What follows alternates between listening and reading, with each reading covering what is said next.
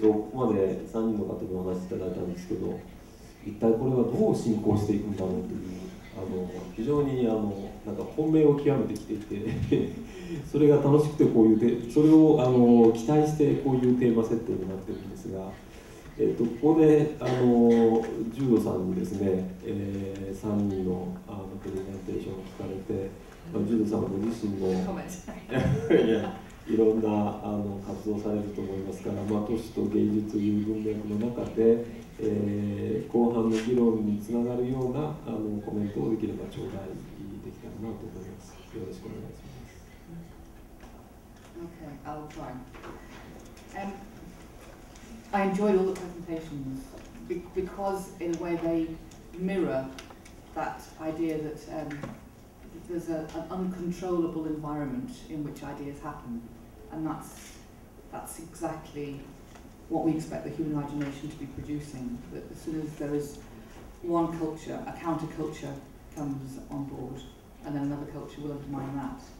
And this is really what Andy was referring to, the fact that there are so many different rhythms and arguments and debates and possibilities in cities, that actually if art didn't reflect all of that, then art wouldn't be the thing it is.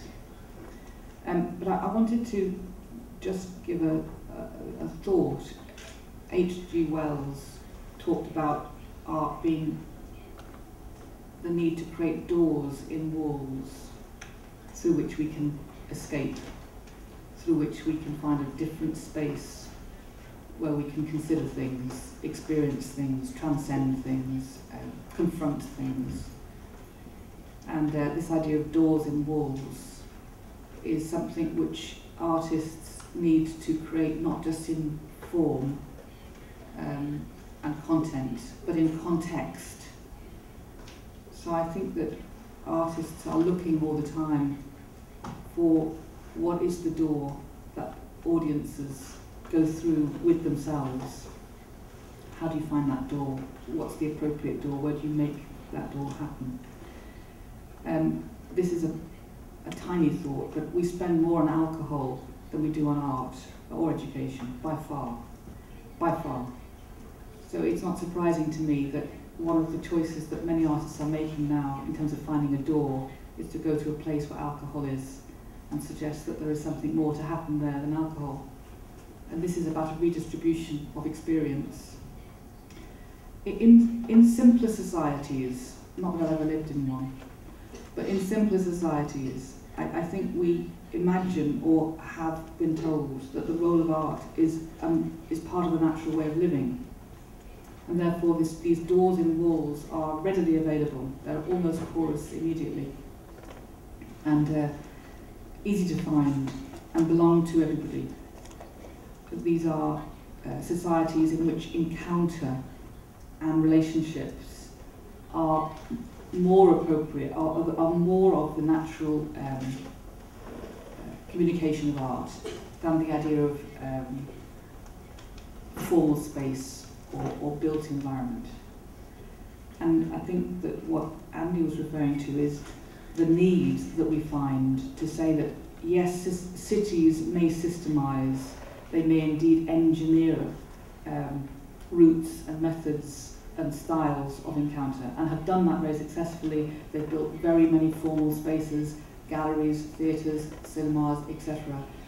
But there is something underneath all of that which makes us feel that this isn't the only way to encounter. There is something about being told that the place to experience, the door in the wall is that theatre, or the door in the wall is that art gallery. I think we are suspicious of that formalisation. We know it to not contain the full truth. In fact, it is a problem that many members of the audiences that we want, many members of the public, actually think art is a thing, not an experience, not an encounter, not a journey, but a thing.